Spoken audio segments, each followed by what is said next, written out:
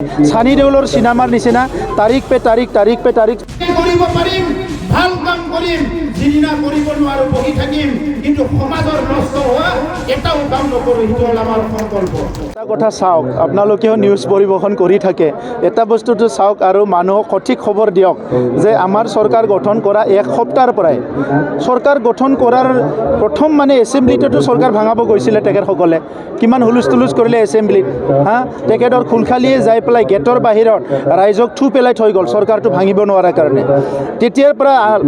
লাগি পেলাই আজিলৈকে প্ৰত্যেক সপ্তাহতে চৰকাৰ ভাঙে, প্ৰত্যেক এটা তাৰিখ দি থাকে চৰকাৰ ভাঙে। সানি দেউলৰ চিনেমাৰ নিচিনা তাৰিখ পে তাৰিখ 3 বছৰ হৈ গ'ল হাগ্ৰামাই চৰকাৰ ভাঙাব নোৱাৰিলে। গতিকে চৰকাৰ ভাঙাত যিখিনি তেখেতে গুৰুত্ব দিছে, পইচা খৰচ কৰিছে, বলিয়ালি কৰিছে, ইয়াতকৈ যদি এটা অনুশোচনা কৰিলেহেঁতেন যে মই 17 বছৰত যি ভুল কৰিলোঁ ইয়াৰ এটা অনুশোচনা কৰিছোঁ আৰু অনাগত সময়ত ৰাইজৰ ওচৰত ক্ষমা বিচাৰিম, মই ৰাজনীতি কৰিম, তেনেকৈ ভাবিলে এতিয়া বহুত ভাল পৰিৱেশ হ'লহেঁতেন। বিশেষকৈ গৈবাৰী সমষ্টিত আমাৰ UPPL দলক ভাল পাই প্ৰায় 2500 বিভিন্ন দলৰ পৰা আহি যোগদান কৰিছে আৰু ইয়াৰ লগতে শেহতীয়াভাৱে মূল খুঁটিলৈ অহা আমাৰ NLABৰ যিখিনি সদস্য আছিলে তেখেতসকলৰ বহুত সদস্য প্ৰায় 160জন সদস্য আহি যোগদান কৰিছে আৰু প্ৰাক্তন NDBৰ পৰাও আমাৰ বিভিন্ন ঠাইৰ পৰা আহি যোগদান কৰিছে আৰু বেলেগ বেলেগ পাৰ্টিৰ পৰা আমাৰ গৈবাৰীৰ পৰা, শুক্লাই চেৰপাঙৰ পৰা, গড়েশ্বৰৰ পৰা, নাগৰিজুলিৰ পৰা, দাৰাংগাজুলি, তামোলপুৰ জিলাৰ অন্তৰ্গত বিভিন্ন স্থানৰ পৰা আহি যোগদান কৰিছে আৰু তেখেতসকলক আমি আদৰি লৈছোঁ। এতিয়া UPPL BJPৰ যি চৰকাৰ আছে কাউন্সিলত,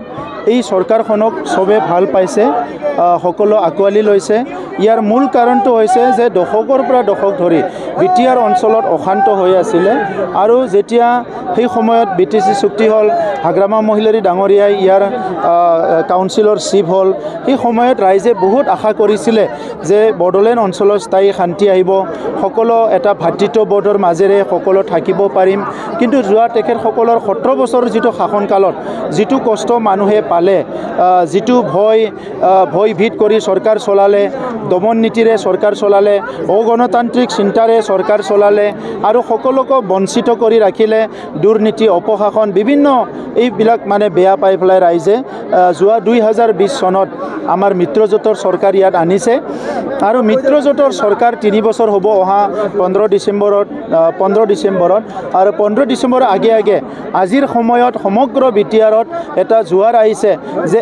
এইখনে চৰকাৰ, যি চৰকাৰ আমি বিচাৰি আছিলোঁ। এই চৰকাৰখনে শিক্ষা দীক্ষাৰ কাম কৰিছে, ল'ৰা ছোৱালীক IAS IPS কৰাৰ কাৰণে চিন্তা কৰিছে, ডক্টৰ ইঞ্জিনিয়াৰ কৰাৰ কাৰণে চিন্তা কৰিছে, স্কুলবিলাক বৰষুণ পৰি আছিলে সেইটো মেৰামতি কৰাৰ কাৰণে চিন্তা কৰিছে, খেতিয়কসকলক আগুৱাই নিয়াৰ কাৰণে চিন্তা কৰিছে, নিবনুৱাসকলক বিভিন্ন কাম দিয়াৰ কাৰণে চিন্তা কৰিছে আৰু বড়ো, অসমীয়া বিভিন্ন জনগোষ্ঠীক একত্ৰিত কৰি এটা সমন্বয়ৰ সমাজ গঢ়াৰ কাৰণে চিন্তা কৰিছে। গতিকে এই UPPL BJPৰ যিটো মিত্ৰজোঁট এইটো সকলো ভাল পাইছে আৰু UPPL দলক সকলো আঁকোৱালি লৈছে। ইয়াৰে এটা আপোনালোকে উদাহৰণ দেখিবলৈ পাইছে আজি তামোলপুৰ গৈবাৰীত। ইয়াৰ আগত ফকীৰাগ্ৰামত সিদিনা 3,500তকৈ অধিক লোক জইন কৰিছে। অহা 2 তাৰিখত, অহা 4 তাৰিখত বিভিন্ন তাৰিখ আছে, তাত সকলোতো হাজাৰ মানুহে যোগদান কৰিব আৰু UPPLত এতিয়া সকলো আহিবলৈ বাট চাই আছে। এজন দুজন কোনোবা আগৰ চৰকাৰত কিবা কিবি আছিলে তেখেতসকলৰ, সেইকাৰণে হয়তো এজন দুজনে আগৰ চৰকাৰৰ আগৰ দলৰ মানুহবিলাকৰ লগত থাকিব, কিন্তু পাব্লিক এজ এ হোল এতিয়া এক খন্তেকৰ কাৰণেও UPPL BJPৰ যিটো মিত্ৰজোঁটৰ চৰকাৰ এইটো হেৰাব নিবিচাৰে। এইকাৰণে এতিয়া তেখেতসকলে দলে বলে আহি যোগদান কৰিছে, বহুত আৰু শক্তিশালী কৰিব পাৰে। আৰু এটা উদ্দেশ্যটো হৈছে অহা লোকসভাত আমাৰ নৰেন্দ্ৰ মোদী ডাঙৰীয়াক তৃতীয়বাৰৰ কাৰণে প্ৰধানমন্ত্ৰী হিচাপে চবেই বিচাৰিছে আৰু সেইকাৰণে য'ত BJPৰ কেণ্ডিডেট থাকিব